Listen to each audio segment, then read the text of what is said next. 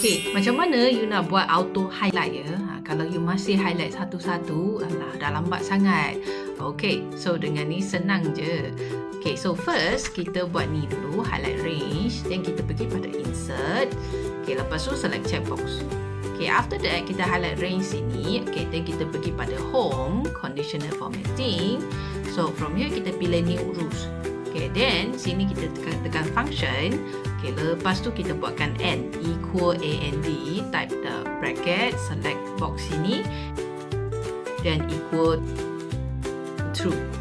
Okay, after that kita tekan $sign N13. Kenapa N13? N13 tu adalah table kita.